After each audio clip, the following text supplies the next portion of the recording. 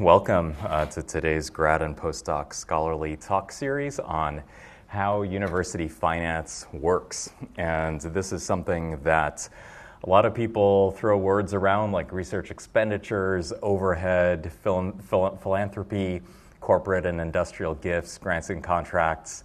And what does all this stuff mean? Like where does it come from? Where does the money flow? And this is not something that even most professors spend a lot of time thinking about. But I know that a lot of you are interested in careers in academia and are postdocs or will be postdocs and may be assistant professors someday or may go into university administration. And even if not, you may be curious about these things because they kind of affect the decisions that we make on a day-to-day basis. So who cares about university finance? Well, most of us work in this environment, but we take financial considerations for granted. Why is it this way, and why not some other way? Knowing more about university finance can help us make certain kinds of decisions and help us understand the decisions of others. It also, actually, knowing why things the way they are help me at least cope with stress because a lot of times as a PI of a lab, I want to know why a lab budget is the way it is. Why do I have to include certain line items in a budget? And all information is good information, at least I think so. People ask me, if you knew the day that you would die and how, would you want to know? And I think the answer is yes, mainly because I would want to know how much caffeine I could drink, or if having that extra glass of wine is going to be the thing that did me in. So I would find that profoundly relieving, I think. So I believe that all information is good information. Also, universities are sometimes compared to corporations. Sometimes they're even called corporations, but they're not for-profit corporations in the same sense that Ford or General Motors or Samsung is. So in what ways is a university like or unlike a corporation? I think that the examination of incentives and human nature in any context are almost always interesting. So it's interesting to see how concepts from behavioral psychology or from behavioral economics and psychology even apply to university decision making. There's also a perception that it's all funny money, like, well, we'll spend this money on this grant, and then, at some point we'll bill the federal government for it, and stuff kind of happens behind the scenes, and stuff eventually gets paid for, even if a lot of money is changing hands, and we're not exactly sure where it's all going. That can obscure the sort of financial realities that exist in any complex organization, but especially a university. And it has been described in a book that I'm about to cite on the next slide that university finance is a lot like trying to discover the shape of an elephant from a bunch of people that are wearing blindfolds and sitting in one spot. So one person's feeling the foot, and it might be, well, this is a big like tower or something. And someone else is feeling the belly, and they're like, well, this is a big like ball-shaped sculpture. But it depends on the positionality of the person doing the assaying of the elephant to figure out what it is, and it's going to depend a lot on that perspective. So what I hope to do with this talk is to kind of give a high-level overview of what some of these terms mean and where the money flows so that you can kind of zoom out and see what the whole elephant looks like. So I'm going to give a huge shout out to this book, this brand new book that just came out by Andrew Comrie called Like Nobody's Business, An Insider's Guide to How U.S. University Finances Really Work. It is an open access textbook. Anyone can download the slides and view graphs. And I'm not presenting he didn't make slides, but I borrowed extensively from the graphs. And in particular, I was about halfway through designing this talk when I discovered this book, and I'm like, oh, that's a really good way to present the data. And he combed through just mountains of publicly available information to come up with the pie charts that I'm going to show you. So I did not make the graphs myself here. I found this book a few days ago, and it really changed my approach to making this talk, which I knew I was going to be giving for the last few months. All right, so what's the function of a university? We know that a university has a special relationship to knowledge. The first and foremost core function of a university is to transmit knowledge. The second function, so transmission of knowledge, what is that? Well, it's traditional teaching and learning, classroom environment, even special seminars like this, we're transmitting knowledge. The second is to create knowledge. So creation of knowledge is otherwise known as the function of research. So we're creating new knowledge that eventually we will want to transmit. And I think that the educational and research missions of universities are pretty well known, but there's a third category of function, and that is curation.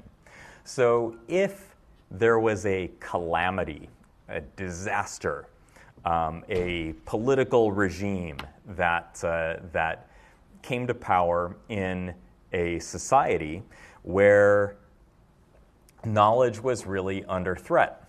Well, universities, university libraries, university personnel are the repositories of this knowledge, and it's part of the social contract with universities that we are the curators of knowledge. We've had a lot of knowledge transmitted to us in classes and in books, in reading and special seminars, and we've created a lot of knowledge in our research. And then the idea or our charge is to curate this knowledge. What are the activities? So when an assistant professor goes to assistant professor school, just kidding, there's no such thing, to learn how to become an assistant professor, they learn that the three activities are teaching, research, and service. 1 and 2 on the activity list have a one-to-one mapping with the relationship to knowledge on the first list, but service is actually a bit different. So service means service to the stakeholders of a university, so that is the public who allows us to operate in their midst. It means to the people who we give our knowledge to, for better or worse, hopefully usually for better, and also to funding agencies and ultimately the taxpayers in a given society. Service can also mean service to each other as scientists and engineers and as people engaged in learning. And that could be peer review of grants, peer review of papers, peer review of scholarly presentations, creation of symposia and journals and editorial work and that kind of thing. There are many different kinds of universities and colleges. If you look at R1, so R1 is the Carnegie classification system. UCSD is an example of an R1, very high research activity.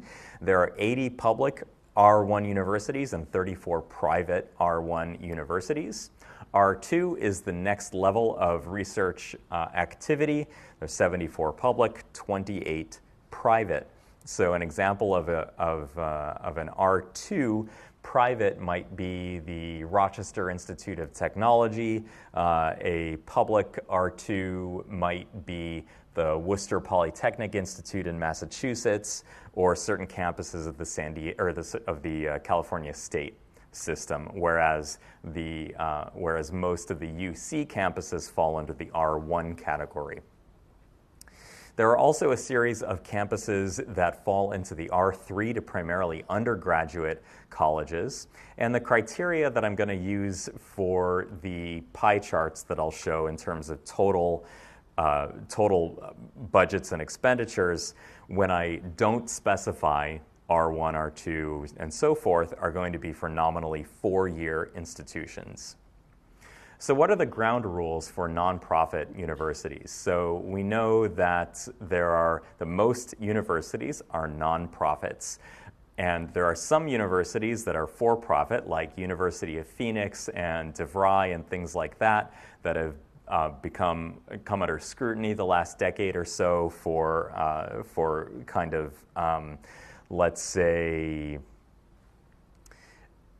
coercive tactics on the way that they recruit students, in particular take federal grant and loan dollars, whereas in general nonprofit universities do not engage in that. If we're considering nonprofit universities only, and that's for good reason, all R1s are going to be nonprofit, for example. In a nonprofit, nominally revenues will equal expenses. That's not always true. But we don't talk about net income as in profit the same way that we do in a for-profit corporation's balance sheet. Because there are no profits, there are no dividends in terms of cash or stock to investors. There are no year-end bonuses to its administrators as a function of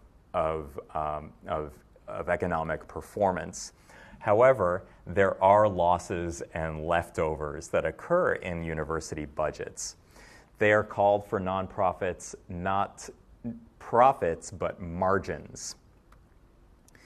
Deficits occur as well. They're covered by the institution's credit, and surpluses, otherwise known as marginal revenues, are reinvested into various strategic activities, capital building projects, rainy day funds, and so on.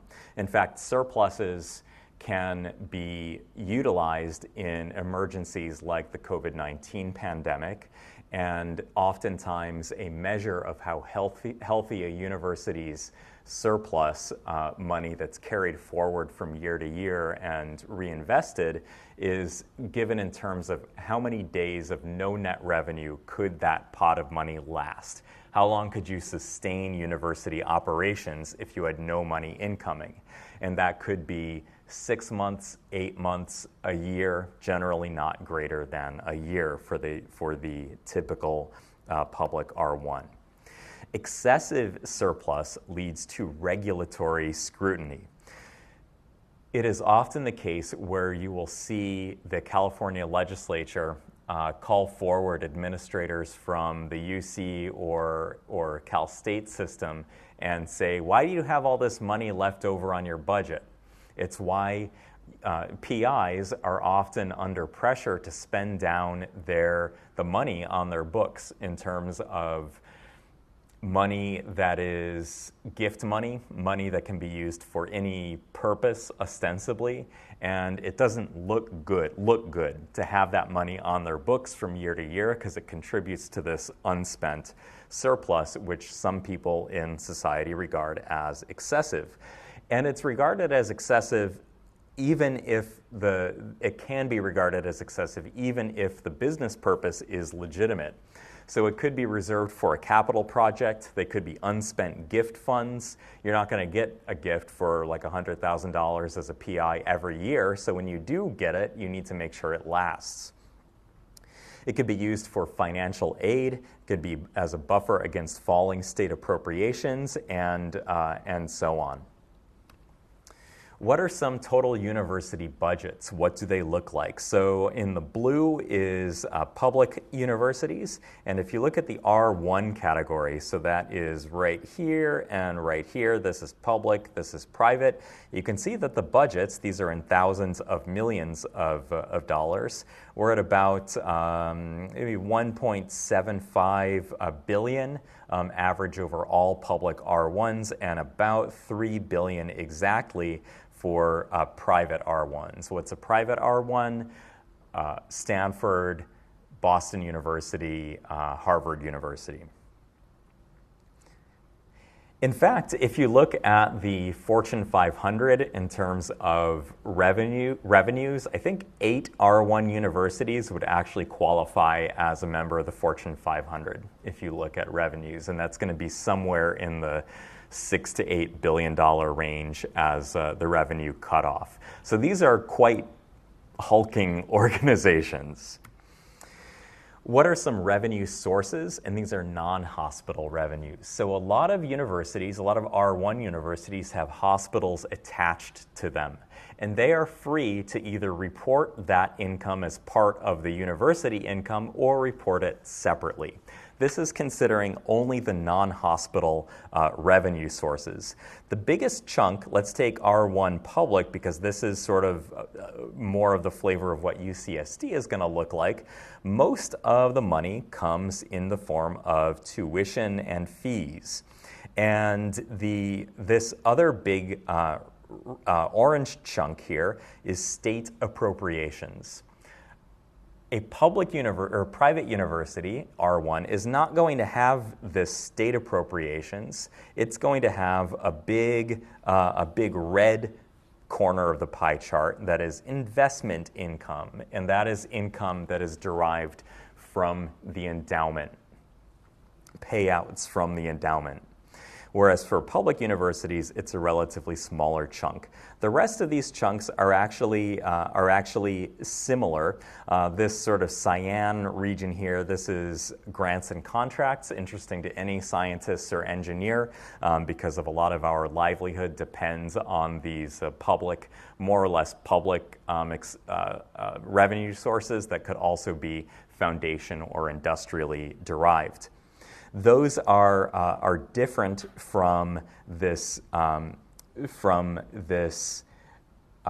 this sort of yellow section of the pie, which is gifts. Most of those gifts tend to be expendable gifts, so you're just going to spend it. You're not going to add it to the endowment and pay expenses using the capital gains from that endowment, so investment income, but rather you're going to take it in and spend it out in that fiscal year, some predetermined amount of time. Auxiliaries. So auxiliaries are things like athletics, sports. Conference services is a big one, especially over the summer when all of this classroom space goes unused most of the time. Universities make money off of it. They rent it out to various conferences and use it as an important revenue stream. All right, what are the main drivers of tuition? So that big blue chunk is tuition. So the drivers are often described in terms of two different laws named after economists. One was Bowen's Law for universities and nonprofits, where the goals are educational excellence, prestige, and influence. And in this quest to achieve these goals, there's no limit to the money an institution could spend. The third law is raise all the money you can and spend all that you raise. This is sometimes called the Cookie Monster model, although this might be insulting to Cookie Monster. The idea is you just take all the cookies and you take as much as you can, and then you spend it. Then there's the Baumol cost-disease effect. And this is an economic theory that says that service sector wages increase in areas with stagnant labor productivity. What is stagnant labor productivity? Well, two sectors suffer from stagnant labor productivity, and that is education and healthcare. Because the more professors you have, the number of students you can educate rises linearly with the number of professors you have, at least using most common models. Just like in healthcare, a doctor can only see one patient at a time. So, excuse me while I clear my throat because that Cookie Monster thing was inadvised.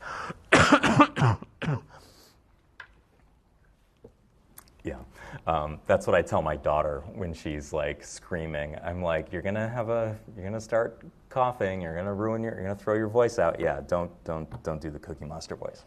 Okay, so what this says is that in economic sectors and where the labor productivity is stagnant, those people face pressures from other sectors like industrial sectors where they could move and make more money. So for example, an academic researcher could be working in industry for more money. That is often the case. And as a result, there's a bidding war for that talent, and a nonprofit institution, even though there's stagnant labor productivity, have to pay that person even more to retain them. So that's a driver of cost. Increasing the scale of education adds to the increase in costs. So you get more and more people on campus. You just have to charge more because there are more services around. So both effects contribute to cost. There is a real battle in the literature on higher education as to what is the greater driver of tuition, and you can find arguments in favor of both, and I'm not going to take a side in that particular argument. So both effects contribute to the costs, though increases in purchasing power of consumers over time. So the consumer price index tends to offset these increases in tuition, even though they make a lot of headlines whenever the tuition goes up, right? But the tuition revenue actually doesn't cover all of the education costs. Actually, it only covers about 2/3 of them because of financial aid. So there are institutional expenses, so this orange part, which is covered in public institutions by state appropriations and in private institutions by investment income. Then you have you have restricted funds. So these are funds, I'm going to talk more about restricted versus unrestricted in a moment, but these are funds where say this is a scholarship fund. So it's a gift. You can only use it on a scholarship. You can only use it on someone studying history of the Civil War or something like that, and it's restricted. There are state and local, like these are like Pell Grants, other financial aid programs, and other types of subsidized Department of Education type expenditures.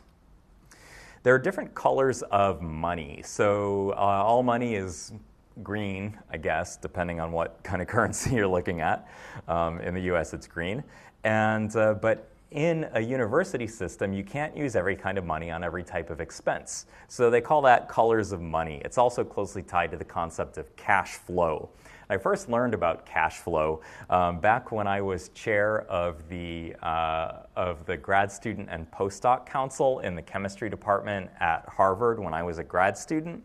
And in 2008, right when the financial crisis was starting to happen, and Harvard's endowment went from like $36 billion to like $20 billion in the matter of a couple weeks, and there was this big headline that said that no hot meals will be served in the Harvard dining halls. And I thought that was an absolutely ridiculous thing, because $20 billion is still a lot of endowment money, and you should be able to cover those costs with the payout from the endowment.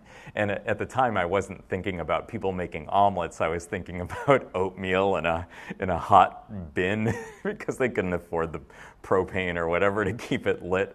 But anyway, they were really talking about the labor of the short order cooks at the dining halls. But anyway, that was my deficiency in understanding at the time. But the department manager at the time, who was sort of like a retired Marine officer who had spent time in as an administrator of Bell Labs before. I don't know what was a tougher environment, the Marines or Bell Labs, but anyway, I'll leave that to history to decide.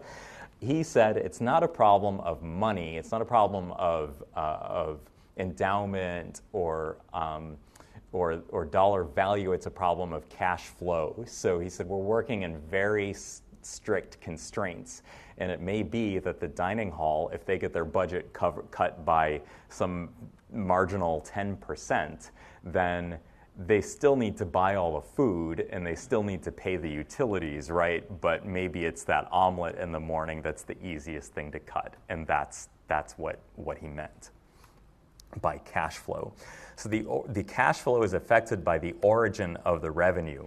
So the first kind of cash is restricted, and that is grants. So grants are restricted to direct costs only, the part of a grant that is a restricted cost category is the direct cost. That's the cost of personnel, that's the cost of chemical reagents, that's the cost of paying to use supercomputer time or to pay for clean room time or makerspace time.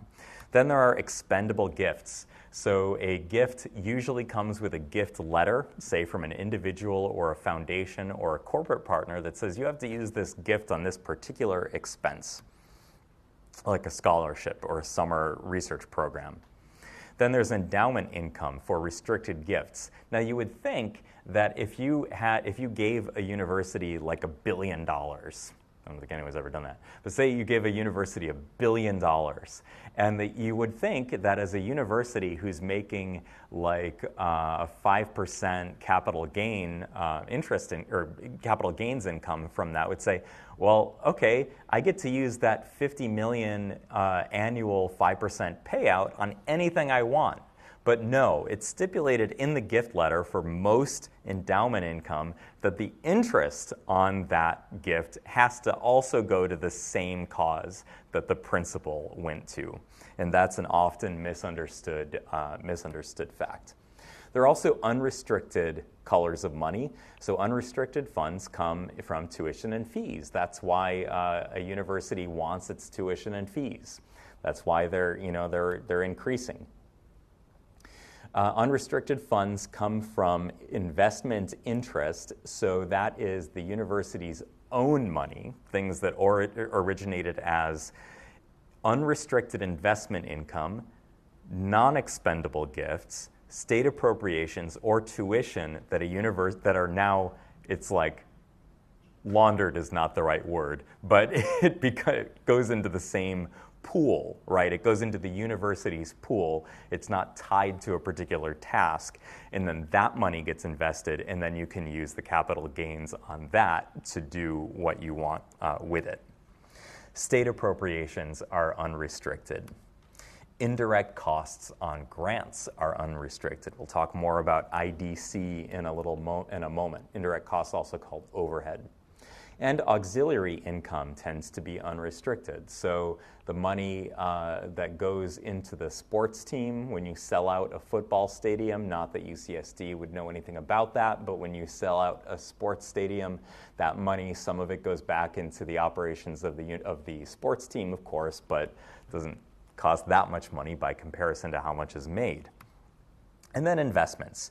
So what kinds of investments do universities make? So universities often have a vast portfolio of investment products that they use.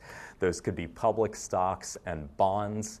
They often are invested in ventures and private equity funds as well, and other types of financial securities.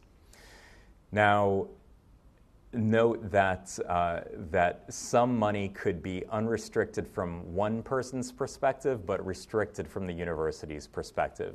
So if I get a grant, or if I get a gift from a donor, it's unrestricted in that I could use it on a piece of equipment, a chemical, supercomputer time, or a grad student or postdoc salary. Whereas the university would see that same gift as restricted because it's restricted to my lab. Philanthropy is increasingly a big part of university finances, and it's always been so for private universities, but it's increasingly important for publics as well. And it is the signature revenue source for private universities because remember, they don't have state appropriations. They have government grants, but they don't have money coming directly from the state unless it's a grant. What is a funder type and why do they give? Well, companies give money because of the potential to recruit students. It's also useful for marketing and name recognition. So this is this room is a person and the building is a person, but the ASML Conference Center is ASML, Semiconductor Manufacturing Light Source Company. there's a sense of corporate responsibility that corporations need to be investing in the future. Ultimately, they're going to be hiring people that are educated at institutions of higher learning, and also as a means of information exchange. So oftentimes a company will give money to a consortium of researchers at a university because that consortium of researchers have an annual symposium.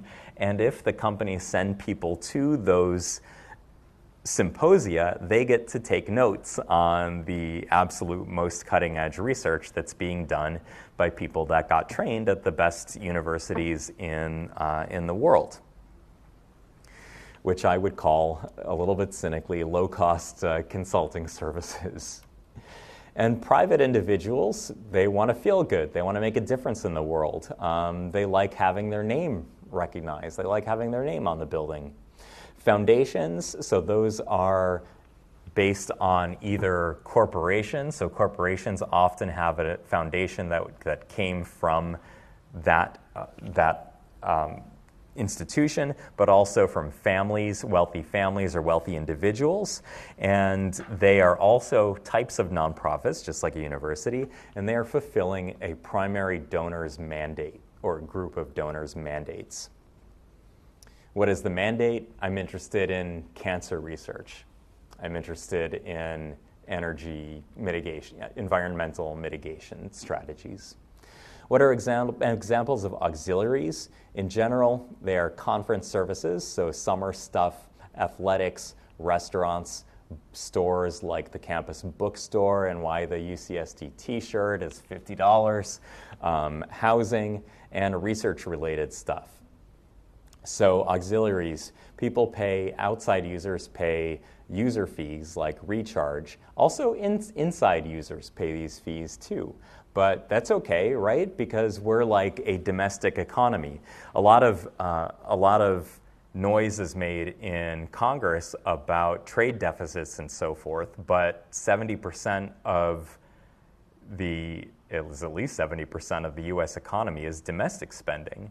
So same thing at a university. Not that it's that ratio, but a lot of the spending just changes hands. It might have cost money to have this talk in this room. I'm not sure. It was invisible to me. Clean room fees. Actually, I don't think it was, but there are rooms on campus where it does cost money. So clean room fees, outside and inside users use those auxiliaries. Animal facilities are a big one for people doing animal research. Shared instruments. So this is especially true at universities that have a partnership with a national lab, like a synchrotron radiation source or something like that. So just like domestic spending in the US economy, some cash appears on both sides of the ledger as a revenue and then later again as an expense. What about royalties and entrepreneurship returns? This is especially important to engineering students, faculty, postdocs, because many of you are involved in technologies that have commercial potential. And there's the potential for patent royalties, equity stakes in startups, and some universities are more successful than others in capturing some of the value that is created by these entrepreneurial routes. The total revenue across all R1s is modest, so it's less than about $20 million per year on average, and the average R1 sprouts about 10 startups per year. There are about 70 issued patents per year. However, it is high value money. The money that does come in is high value because it's portable, it's unrestricted. You can use it on anything. Of course, there are some famous whale cases, like Stanford made over $300 million from the Google IPO because Larry and Sergey, when they started Google, needed to get the IP from their home institution. And because they didn't have any money, Stanford gave them the IP for an equity stake in the company that they cashed out as soon as Google had an IPO. Carnegie Mellon recently got money from an infringement settlement for $700 million, and this is not, and this was money based on a lawsuit. Actually, litigation of IP cases is very rare Even for Stanford, which is known as having a particularly aggressive IP defense policy, they've only litigated less than 20 times in the entire history of Stanford, which is pretty surprising. These big whale cases make the news, but it's not the norm. Gonna switch gears and talk for a minute about core activities versus leveraged activities and how these revenue sources are different. So at its core function, a university is nothing if it doesn't educate people, right? So there's tuition involved. This is the case for public universities. This is the pie chart that I showed earlier for publics. And about half of the activity is primary activity, and these are revenues that you get based on the fact that you're educating people. So this is the state appropriation for educating people, this is the tuition you get for educating people, and here's the investment income that you get for educating people. Now, because you have all these people and this knowledge located on a single square mile of land and buildings, you can leverage the presence of all of those individuals and all of that smarts into doing research. You can leverage it into getting money from sports teams. Because if you just started a sports team that wasn't affiliated with anything, like look at those replacement NFL leagues and see where they all went. Nowhere. That's where. So you have to have this brand recognition that's based on these core revenue generating activities before you can leverage them into these other kind of value added activities. What if you look at the expenses by nature of expense? So people are by far the most expensive part of the expense puzzle. So salaries and wages 40%, then when you add employee fringe benefits, so that's health insurance and everything, you get up to almost 2/3 of the pie just with the people. Then operations and maintenance, some of those charges are also people related. Depreciation of capital assets, interest, so this is finance charges on debt. Ideally, you would like your debt financing charges to be less than your investment income. If there's not, there's a big problem and you need to fire the financial staff. But oftentimes what you'll find is that university endowments are so big that they can get a better deal on a capital project by borrowing the money as opposed to spending principal endowment or gifts on it, because you can get more money from capital gains than you can lose by paying borrowing costs, just because of the size and scale and the types of investment vehicles that a large institution has access to. So that's nature of expenses. What about function of expenses? So there are some blurred lines here, but in general, if you look at, this is overall, but let's look at R1 public, most of it is instruction, then a big chunk is research, some of it is academic support, so staff support, classroom stuff, institutional infrastructure, auxiliary enterprises is also an expensive chunk.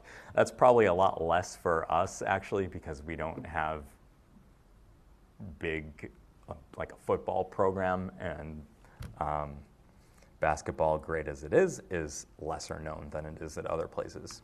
All right. Terminology, there's some really confusing terminology around university finance. And the reason is that the reason is that we like things that are easy to measure, and expenditures go through one straw, and income comes through many straws. So it's a lot easier to measure expenditures than it is to measure revenues for a number of reasons.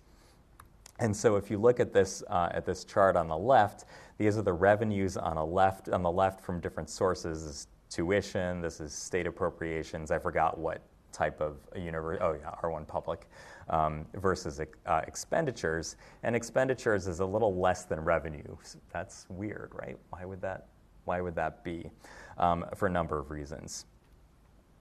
In academia, we always like things that are easy to measure. So people who are not in your field can count your papers, right? And my PhD advisor used to say, not everyone can read, but everyone can count.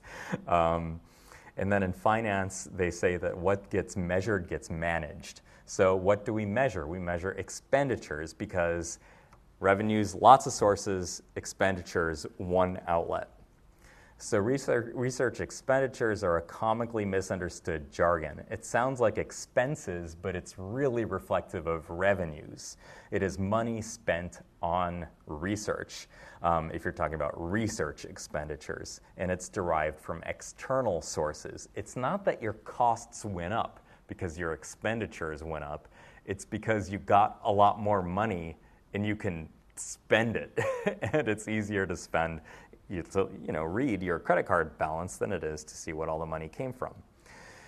Expenditures are generally smaller than revenues. So for one thing, expenditures are a lagging indicator. For a growing school like the Jacobs School of Engineering at UCSD, and for each one of our departments, on average, the revenues are growing and expenditures represent last year's revenues.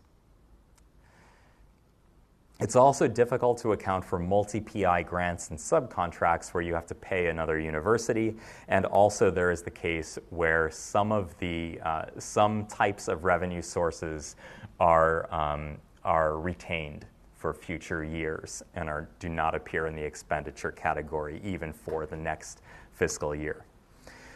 This is just kind of fun to see where this is. So research expenditures by university, UCSD is right here.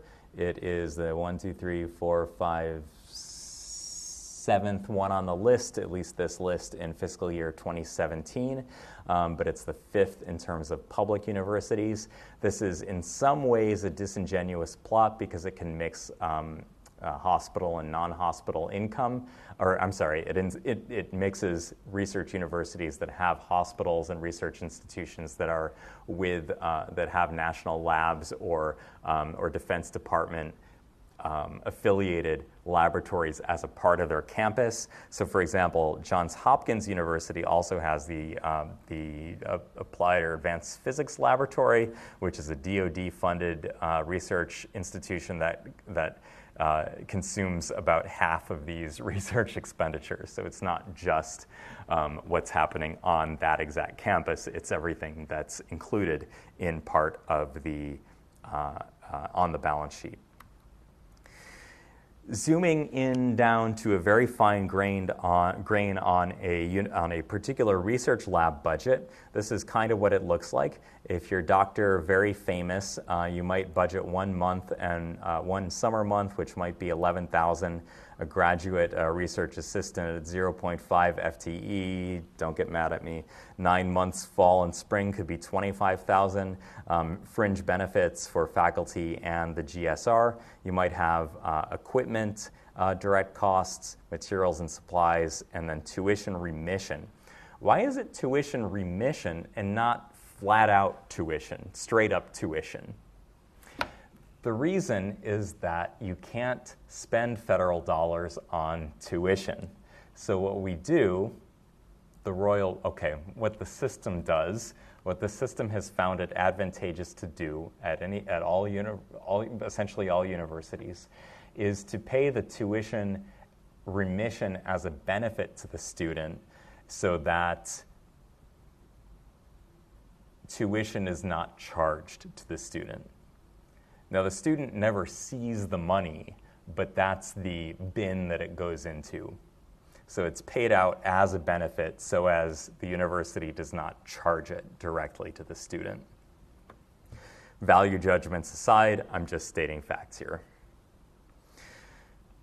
Then you come up with cost categories of modified total direct costs. Now, a direct cost includes salary, reagents, recharge, so access to shared facilities. It does not include tuition remission because that would be double dipping. That would be taking extra money from the grant and putting it into the university's unrestricted category, and The federal government does not like that, would not like that. And the other thing is equipment, because equipment, I think the reason is that equipment depreciates. It becomes less valuable over time. And well, that's just my best guess. So you get a total modified direct cost, and then there's an indirect cost, which is charged on top of that modified direct cost, which at UCSD is currently 58% of direct costs.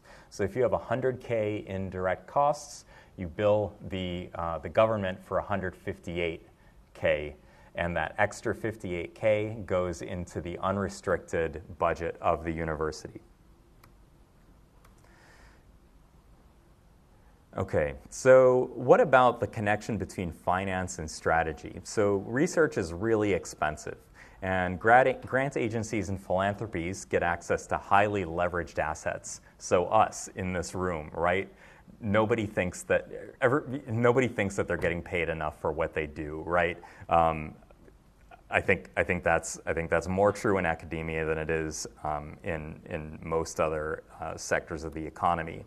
So we're here for the educational purpose, but also because we produce research results. Also, anytime I do research during the academic year when I'm paid to teach and do service, anytime I do research, the funding agency is getting that work from me for free because I'm a leveraged asset to them.